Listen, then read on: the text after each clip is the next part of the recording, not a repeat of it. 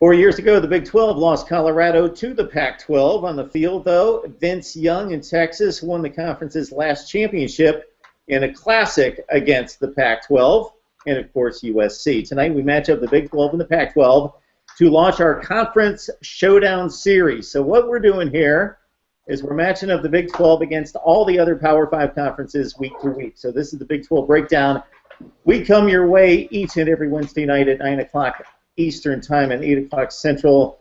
Usually try to do this on Blab, as we will in future weeks, but we're here on Google Hangouts. So you'll probably see the report on Mark Rogers TV or on Cowboys Ride for Free. That's Gerald Tracy, or on Viva the Matador with our friend Hunter Cook. So, guys, how are we doing tonight? Doing well. We're doing well. I love this kind of stuff. So these are hypothetical matchups.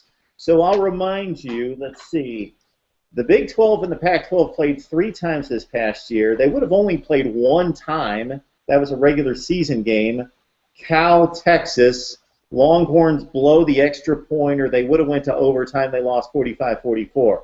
But in the 2 bowl games, TCU squeaks by Oregon in that epic, classic comeback, 47-41, and West Virginia in a really good ball game, the last bowl game of the season before the championship game, 43-42 over Arizona State.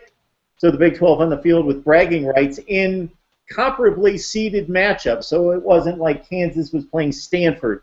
You know, pretty good football teams going at it, and the Big 12 won 2 out of 3. So we're going to match them up, and I have seeded the teams based on conference record, then overall record, and then in the Pac-12's case, if there was a situation where there was a tie, I went head-to-head. I went head-to-head, period. If that was the remaining tiebreaker there. Question. All right. Yes, sir, Gerald. This is last year's team, right? We're not assuming next year's teams versus each other? So that's a good point you make right there. So we're not going to project to 2016. You guys can do whatever you want. But I'm thinking this is back in 2015. So I want the 85 Cowboys in the 2015. What's that? I want the 85 Cowboys in the 2015 Colorado Bowl. There you go. That might work out for you. All right, so we're going to go top to bottom 2015. So we got a nice little matchup of a team in Oklahoma that, of course, won its conference against Stanford that did as well, but got knocked out of the college football playoff with a second loss. So Oklahoma and Stanford, we came real close to seeing this game actually play out on the field, Hunter. But who would you like in this matchup if we take the 2 teams that we just saw about a month ago? Man, I'm taking Stanford. I really like Oklahoma, and I think they're a great team, especially with Baker Mayfield at quarterback and last year with Eric Stryker at linebacker. But Stanford is built to stop teams like Oklahoma. Christian McCaffrey is built to carve that kind of defense up. The Stanford linebackers are built to contain the kind of running game and the running threat that Baker Mayfield gives you. So for me, it's Stanford. Gerald, what you got in this one? You got a Cardinal team that dismantled Iowa. Probably not the best team in the Big Ten, probably like the 4th best team in the Big Ten, but they dismantled them in the Rose Bowl. And Oklahoma, of course, played a really tight game in the first half before falling apart against Clemson in the college football playoff. I think this game's really interesting to me because, I mean, you want to, of course, talk about Baker Mayfield, but right now you've got about 3 great running backs on that field between 2 teams. You mean McCaffrey, then you got Mixon and Pirine.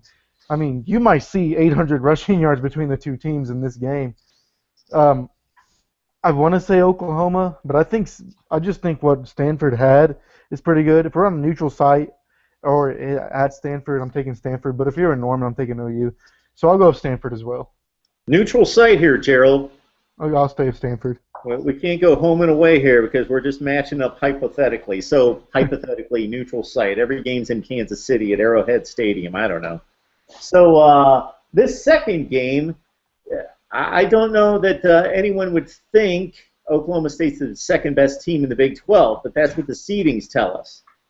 They certainly didn't play like it down the stretch. They're playing an Oregon team that struggled early, missed their quarterback, lost 3 games, got it together down the stretch, seemed to be blowing TCU out of the building, and then everything unraveled. They lost Vernon Adams again, but I guess that was fair. 2 second-string quarterbacks going at it in the Alamo Bowl, and they lose to the Horned Frogs. So Oklahoma State, a team that lost in the Sugar to Ole Miss, taking on Oregon, Hunter. It all depends on the health of Vernon Adams. If we're operating in, perfect world scenario where Vernon Adams is healthy, I think they take it. But as he is off to be, if Vernon Adams is hurt for this game, it's Oklahoma State in a rout. I mean, we very literally saw on the field against TCU the difference in that Oregon team mentally and physically between Vernon Adams being healthy and Vernon Adams being hurt. It's just a complete change of identity, not just for their offense, but for their defense too, knowing that eventually they'll have to be more aggressive. They'll have to come up with those stops, and honestly, they weren't good enough to be aggressive and to get those stops. Vernon Adams is what it all swings around. So, Hunter, I've got to figure that our rule should be that these teams are all at full strength. Unless, of course, a player missed the whole season, then we throw him out. But otherwise, I think that's my thing about Boykin in the game, too. That's true. You do have Boykin, and Boykin was you did not have Boykin in that game, and Boykin was a great player for them, but still, you got to give credit to Vernon Adams and the absolute difference that Oregon was. If it's beginning of the year scenario, I'm taking Oregon. Okay. Gerald, I got to play a little catch-up here. I'm part of the process, too. So Stanford, Oklahoma, I think would be an exceptional game for what you guys noted, top to bottom. Two very different teams in the way they approach the offensive mindset. I just think it would be a great game, but I think Stanford would pull it out. I just think they're a rock-solid football team, but a great two of the top 5 or 6 teams in the country going at it there. Oklahoma State and Oregon, so near and dear to your heart, Gerald. You're going to pull for the home team here. Oh, yeah, I want to so bad, but I'm looking over at Oregon's stats. I mean, they had a guy that rushed for 1,800 yards. Oh, yeah. And as we saw near the end of the year, especially with that Baylor and OU game, OSU struggled with those kind of offenses, those offenses that could just run nonstop with Baylor and OU. But I do think that Oklahoma State would make this a game, and we saw what TCU's offense was able to do against their Oregon's defense, kind of. Going on a limb, if it's a bowl game, I think OSU can pull that off. I think it's going to be a score fest. This is the game everybody wanted a few years ago. I mean, two high-powered offenses. I'm going to stick with Oklahoma State on this one, I think. Okay, Oklahoma State beats Oregon. In my book, I think the Ducks pull this one out in a entertaining game. If you look at Oregon's schedule, wow, they played Michigan State really tough on the road when Vernon Adams was there. We know how good Michigan State is. They beat Stanford, and they lost a close one against Washington State, a team that went 10-3 and beat Miami in a bowl game. Oklahoma State again came a little unraveled. I like Oregon to win that second matchup there. No, and that's fair. So I completely agree. What's that, Jared? It's just one of those 50-50 things with me. So, I mean, I agree. I think Oregon's a great team, so it's one of those tough ones, I think. Got to vote for Oklahoma State, 2 against Oregon. All right, Hunter, we got a matchup where we got TCU, full strength, Trevon Boykin, Josh Doxson. They're back. They're ready to go. One more game before they head off to the NFL. They're playing a March game here against Washington State that really overachieved.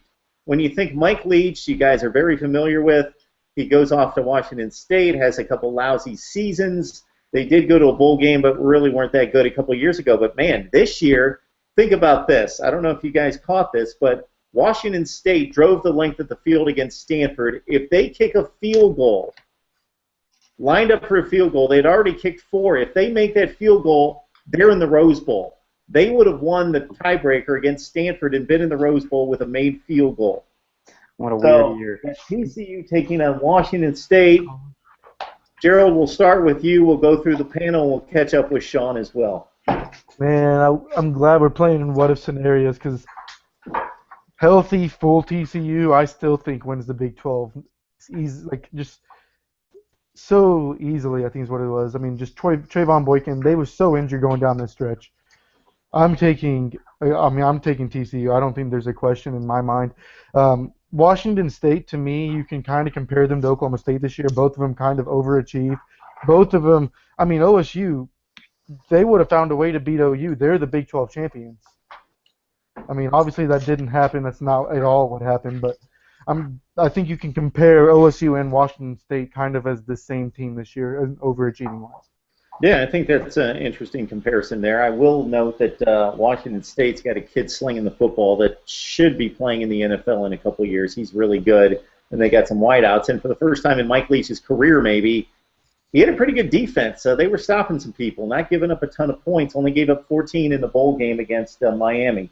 Hunter, who do you got with two really good teams here? Nice matchup. I'd definitely watch this game, TCU and Washington State. Well, when you look at TCU and what happened to them, I mean, yeah, if you play this in our hypothetical scenario, you get Josh Doctson back, you get Trayvon Boykin back, but you also get their 10 starters on defense who are injured back. This is TCU in a rout. I don't care if Washington State gets Luke Falk back.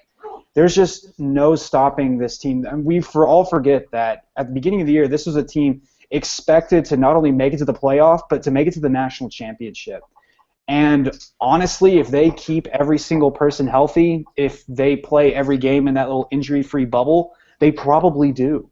And they'll probably be back at it again next year because now their young kids have a ridiculous amount of experience. TCU was, if they're healthy, they could have been an incredible team that we've been talking about for a long time. And I know Washington State really, really overachieved and all that stuff, but they're not on the same field with TCU. They would have beat Stanford with a made field goal at the gun. Just reminding you. I mean, just a reminder. Oklahoma State. Yeah, I mean, we can take single game results and look at it, and yeah, they could have beaten Stanford, but that's just one game. Tech would have beat TCU at one point. Exactly. It's all about if we're going hypothetical, full on, like all this stuff, it's TCU. Yeah. I'm taking that to Vegas, and I'm making me some money. We're gonna make hypotheticals into Vegas money. we're gonna play it on NCAA 13. Okay.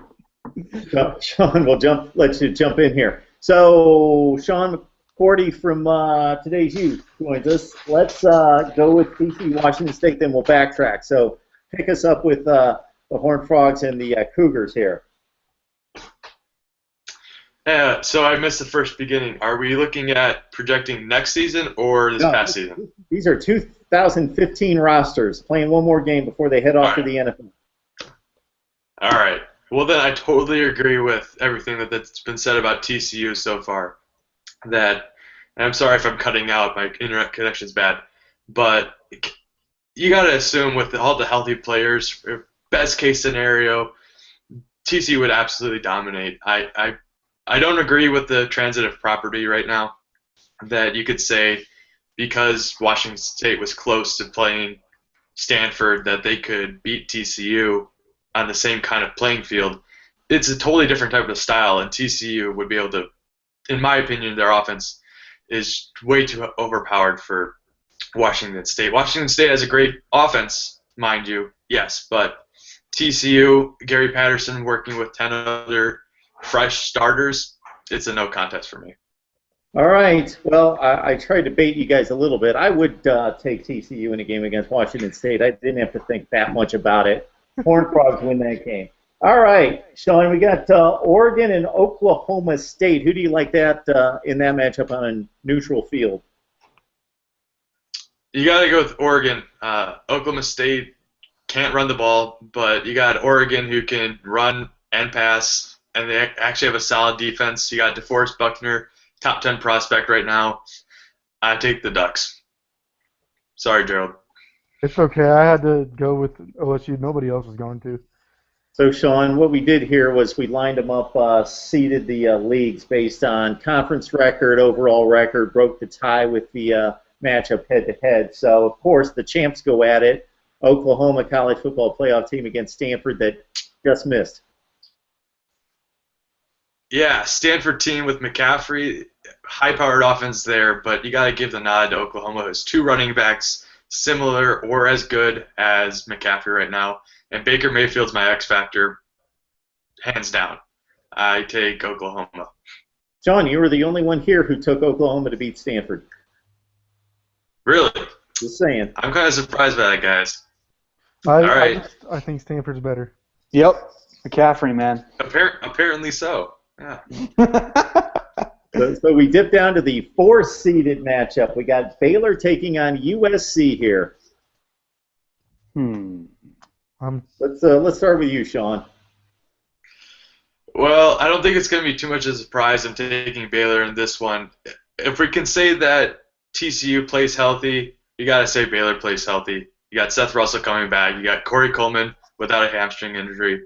You've got a defense that's healthy. I think that this is a team that could be among some of the greatest offenses of all time had it not been injured. They were working at a historic pace, only on par with Nebraska from '95. That's saying something. I know USC's they're pretty good, but it's a no contest with Art Briles' ability to change the play and the schemes. He showed that against UNC in the Russell Athletics Bowl. If you set a record of 636 yards, something on that number, without your top two quarterbacks, and you're playing basically a Pop Warner game, and you can do that, I don't see any way that USC can handle them. Okay. Hunter, USC, very talented, but they did lose 5 games, including 2 against Stanford, and they're tackling with Baylor at full strength. I think it's Baylor, but I don't think it's as big as we would think it is. I think it's actually a lot more close. Baylor has kind of historically struggled with teams that have a lot of talent, like your Texas's. I mean, even when Texas is down, Baylor has struggled with them in the past. We've seen their bowl game struggles with teams like that. And let's make no mistake, USC has some dominant freaking athletes. Even through all those sanctions, they have always recruited well. They're always due to for at least 1 or 2 good upsets. While I don't think that USC wins, I think that they play Baylor pretty close, but I'd take Baylor. All right, Gerald, what do you think about USC? Again, they've got the sanctions. They're a bit depleted, but, man, they've got guys like Juju Smith and Adoree Jackson, tons of speed, but Baylor does as well. It's a pretty fun matchup. That might be the game, aside from Oklahoma Stanford, that I would want to see most. Yeah, this game interests me, and tell me if I'm wrong, but the only 2 things I've heard coming out of USC are a weak offensive line, and they fire a head coach once every year. Yeah. Baylor has a really talented defensive line, and even though I think Kessler's a really good quarterback, I think that defensive line would probably tear up that offensive line and also kind of eliminate the run game that USC does have. I'm taking Baylor in this one. I mean, you got Seth Russell, who was just lighting up the world with Corey Coleman the first half of the year. I got Baylor in this one. Yeah, we got a clean sweep for Baylor here at 4-0. I like the Bears to win it at full strength against the USC team that never really quite clicked. Of course, they had the coaching upheaval, and the kids played pretty well considering and got to a Pac-12 championship game. But on occasion, they got manhandled by superior foes, including a Notre Dame team that dominated them in the fourth quarter.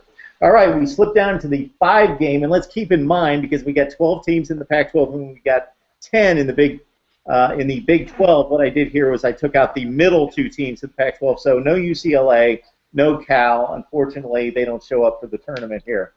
So, Sean, we got West Virginia taking on Utah. We noted off the top of the show that West Virginia in a Pac-12 matchup won that game against Arizona State in the bowl game. So here they take on a Utah team that was like top 5 for most of the season and then tumbled late. Yeah, Utah was a team that I really liked as a sleeper at the beginning, and they proved me right for a while, as you said, in the top 5. And before coming on, I was doing some research. I thought that this would be about the 2016 teams, and I would have taken West Virginia because of Utah's talent lost this offseason, especially on their special teams, which has been a huge part of their success. But considering that we're looking at last year, both teams have great special teams. I'll start that off. But Utah is on a whole nother level with Hackett especially. But I got to take Utah overall with their defense, and they've got a good quarterback running back duo. West Virginia kind of struggled with Skylar Howard occasionally. Picked it up pretty well in the running game, and I mean Howard spectacular in the bowl game against Arizona State. But that was a totally different team. They were playing a team that was fairly similar offensively, and this is a whole new world for them. I take Utah. And there's so many ways we could play this in regards to what team do you take, the September team, the December team. We had said earlier we're going to take the teams at full strength. Utah looked very impressive against Michigan early, against Oregon early. They didn't so much late in losing to USC and UCLA. They looked like they were in prime position to get the Pac-12 championship game, and they fell short. So, Hunter, we've got the West Virginia team that looked impressive in the bowl game offensively, lost to the big boys in the Big 12, but pretty much beat who they were supposed to, taking on a Utah team that finished in the top 20. Skylar Howard is too unpredictable for West Virginia to rely on anything but the run, and that's honestly what Utah does best is stop the run. I got the Utes. All right, Gerald, we got a nice little matchup. This would be a decent game, I think, with the Mountaineers and the Utes. Yeah, I mean, you would think it'd be decent the way the teams kind of ended off their season and everything, but I'm going to have to go with the Utes as well. Skylar Howard, the games he plays well in are in the games he should play well in. You know, the teams that he should beat, the Kansas, the Texas of this year, Iowa States. The games he plays horrible in are in the ones he shouldn't be playing bad in. So I don't think, like you said, Hunter, he's too unpredictable. Utah. Yeah, that Utah defense is pretty serious. They played well most of the season. West Virginia not so much on that side of the ball. More was expected out of them defensively this season. So I'm going to have to go with Utah, and it makes it a clean sweep in that one. All right, Hunter, listen up. We got your boys, the Texas Tech Red Raiders, taking on a Washington team that really plays some ugly football, but they've got some muscle in the trenches, and they've got a front seven on defense that's pretty serious. They won a bowl game against the Southern Miss team, so not much of a test there, while Texas Tech had to deal with LSU. Earlier in the season, probably most impressive win for Texas Tech off the top of my head was the Arkansas win. So Texas Tech and Washington. Well, you have Washington that plays ugly football, and you have Texas Tech, which plays a different brand of ugly football. It's just, it's anti-defense. It's throw it all over the field. And Washington actually plays some defense. And I just went and looked at their schedule. They won a couple of games that, honestly, they should not have won. And they lost a couple games that they shouldn't have lost. I really don't know. It's a toss-up, so I'm going to go with my gut instinct and say Texas Tech. All right. Gerald, what do you think about Texas Tech taking on Washington, a couple of middling teams that barely made postseason play? Washington has the #1 defense actually in the Pac-12. Thought that was interesting. So you want to look at them. Well, #1 rush defense, excuse me. But I still think Texas Tech has one of the better offenses in the country. I mean, dear God, that team could put up points on anybody, it seems like. I'm going to have to take Texas Tech in this one. Hey, Sean, what do you think? It's very much a defensive mindset against the Texas Tech Red Raiders who score on anyone. Yeah, I mean, look, I'm going to go back to the LSU, the bowl game with Texas Tech, and they were hanging with them for a while. And they were playing very well against a LSU team defense that's very good. But eventually, Leonard Fournette took over. Washington doesn't have a Leonard Fournette. Myles Gaskin is a good running back. No, don't get me wrong, but DeAndre Washington, he's one of the most underrated running backs in the conference for me. And then you got Pat Mahomes and running Cliff Kingsbury's offense. I can, like Gerald said, they can score on anybody. I'm going to take them. It could actually be a pretty high-scoring game because Texas Tech will let anyone score practically, but they can also score over anyone at any moment. So I'm going to take the Raiders. Okay. I pulled the trigger very quickly on the rest of these games, and this one I'm still going back and forth on because I believe in defense and I believe in physical football, but man, Texas Tech can sling it around. And when a team's just having trouble scoring against almost anyone, wow, I think that's tough to overcome. So I think Texas Tech makes some plays in the passing game, and when you have guys that can throw and catch, you even out some inefficiencies there. So I'm going to go Texas Tech as well, and I think we got a clean sweep there for the Red Raiders. So we drop down to Texas, first team on the board for the Big 12 that didn't make it to the postseason, taking on Arizona State. We noted their loss against West Virginia in a great game by 1 point. Sean, who do you like in this one? Going at full full strength, you got to go with Texas for me. I mean, Arizona State, they really struggled down the stretch, especially against West Virginia. And Texas, with they're loaded in talent, and you saw that against Oklahoma, against Baylor. If they can pull all those 5-star recruits that they've got over the years, but not done anything with, only on occasion, you got to go Texas. Hey, Gerald, what do you think about Texas, a team that, again, underachieved, but Sean points out to the times that they showed up and played rather well? Arizona State wins. I mean, that's about all I got on that. Somehow penalties will be the reason Twitter will blow up. I mean, still, Texas needed Baylor on their receiver as a quarterback to win that game, and I just no Arizona State. Not right, a believer in what do the you think here with Texas, your beloved Texas Longhorns here? Yeah, against Arizona State. Yeah, the super beloved. Well, Texas is a mercurial team, but Arizona State is just as predictable. So when you can toss this up in the air, let's just go with whoever recruits the best. And Texas has some of the most dominant athletes in the nation, if coached right. But I'll go with Texas. When everything is unpredictable, the team who has the better skills normally wins. Surprisingly, I'm siding with more Big 12 teams than I anticipated. This one's difficult for me, but Arizona State really underachieved, and I'm going to go with the team that seems to be more physical. And I know Texas has a reputation in recent years for laying down in some games, but I think when they show up and play some decent football. Arizona State, again, they were like a top 15 to start the season, and it just didn't perform anything close to that. All right, we're getting down to some rough little matchups here once we get past this one. Kansas State really hung in against some good teams early in Big 12 play, then they got blown out by some teams, hung in with Arkansas in the bowl game until late in the game.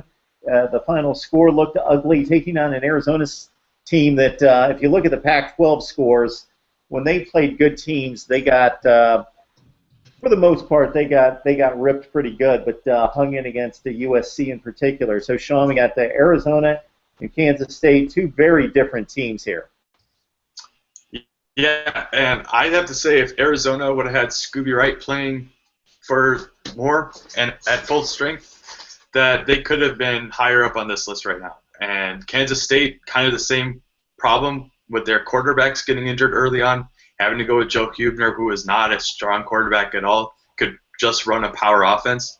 And this would not be a Big 12 breakdown if we did not mention Bill Snyder writing a letter, and I would think that he would do something to Scooby and try to get him to not play.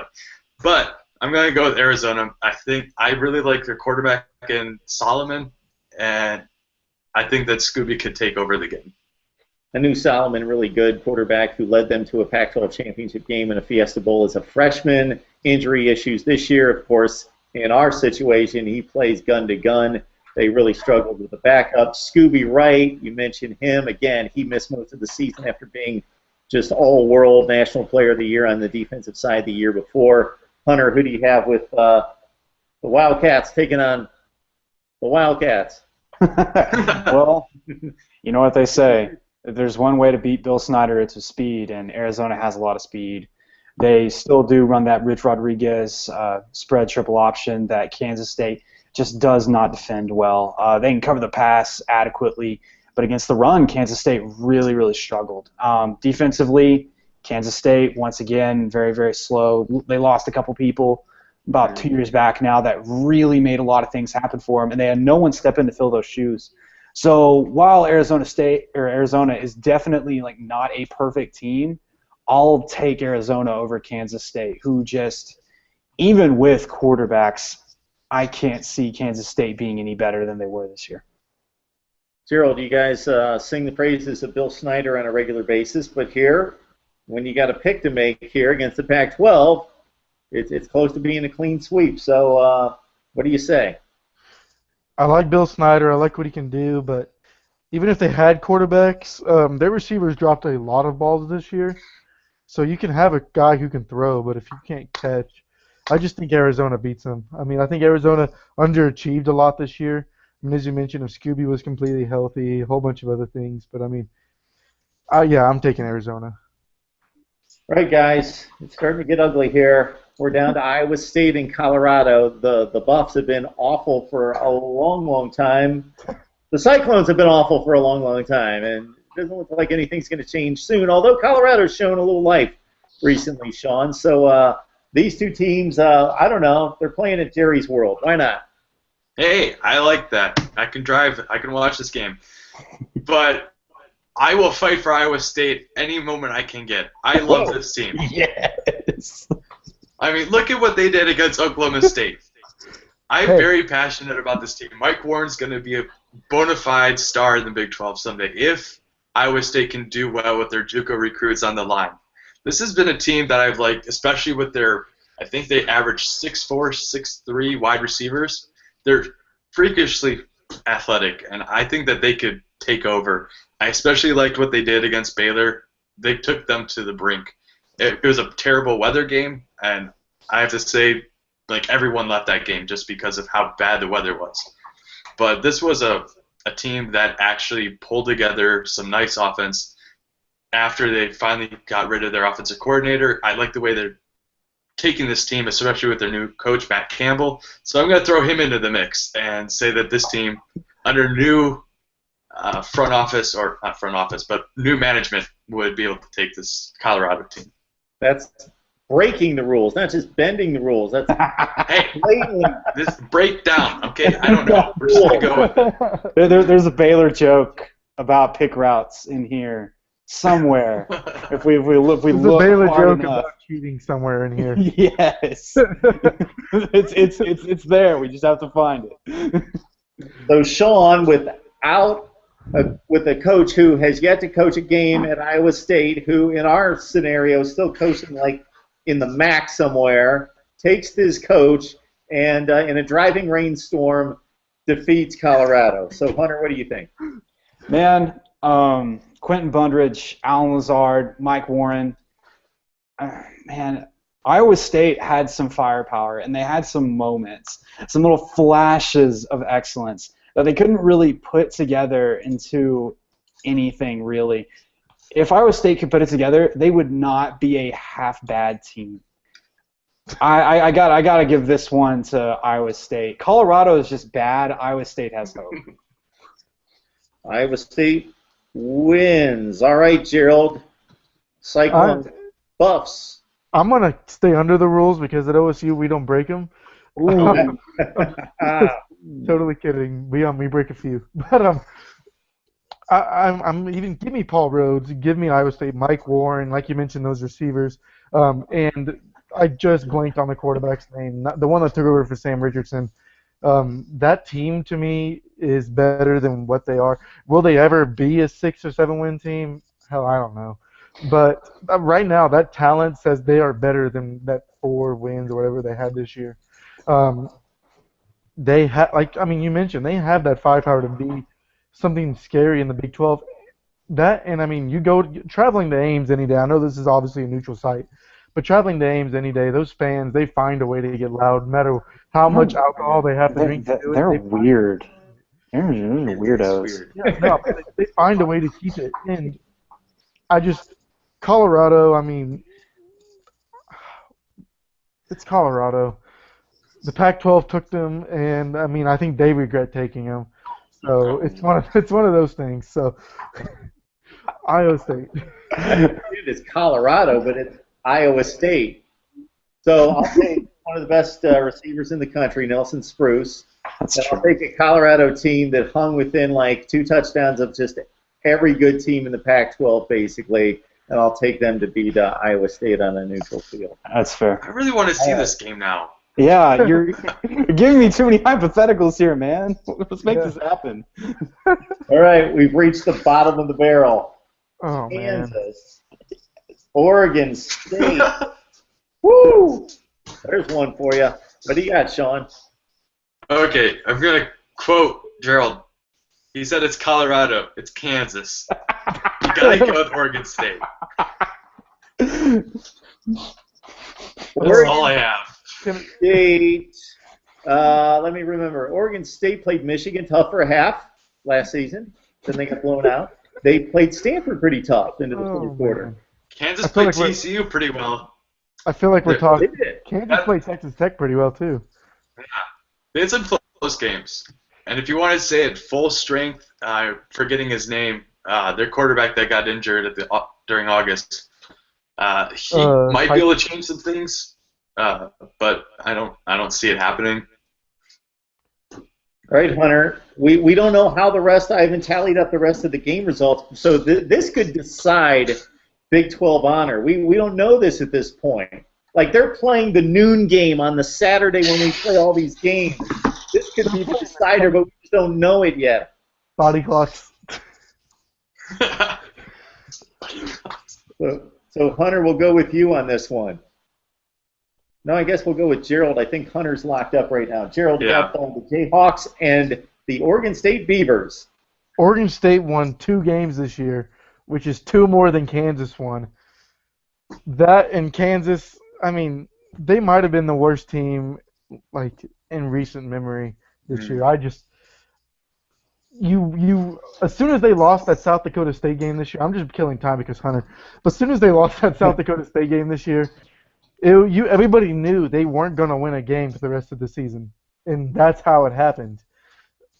Oregon State, at least you can say, like, hey, I mean, they fought against Washington State, and they only lost by 15 to Utah. I mean, I kind of feel like like Oregon State is kind of like, when I talk about them right now, I'm kind of feel like I'm making excuses for Oklahoma State basketball, like, oh, they're trying. You can give them that. I mean, I'm taking Oregon State the whole time. Hey, Gerald, while you were running this down, I did the tally on the games here. So think about this. So we've got 10 games, and we've got 4 of us, so we've got 40 game results. We have to have Hunter come back. Hunter said the call got dropped. That's all I'm going to tell you. I'm going to stop it right there, that we need Hunter to make a decision here because it's that close, one way or the other. He picked Oregon State in a route. You think so? DMing me right now. Uh-oh, we've got an issue because we have 20 for the Pac-12 and we've got 20 for the Big 12. 20-20 after all those games. Come on, Kansas. This Oklahoma and Stanford are going to have to play a rematch. Is what's going to have to happen. So no, I want the Iowa State game. That's the rematch. What's the rematch? Iowa State. That's not the rematch. But that's just gonna we're just gonna take the Iowa State game because that's the one I want to see. No, we're gonna play twice there. Kansas State versus Oregon because that's the game that Bill Snyder would win. Yeah, he might pull that one out. Or we could have Oklahoma rematch against Oregon State, and then the Big 12 takes it. So, all right, we do have 3 Big 12, Pac-12 matchups to look forward to next season. So on the first weekend of the season, Friday night, Stanford, Kansas State, and Palo Alto. Then a little bit later, we got a rematch of Texas-Cal a couple weeks later, and we got Texas State taking on Arizona State. So this is Big 12 Breakdown, and this is something we're going to do for the next 4 weeks. Match up the Big 12 against the other Power 5 conferences, and that was a barn burner against the Pac-12. 20-20 with whatever tiebreaker you want to throw in there. So for Sean Cordy from Today's You and also Gerald Tracy from Cowboys Ride for Free, guys, it was a lot of fun. See you next week. All right, thanks.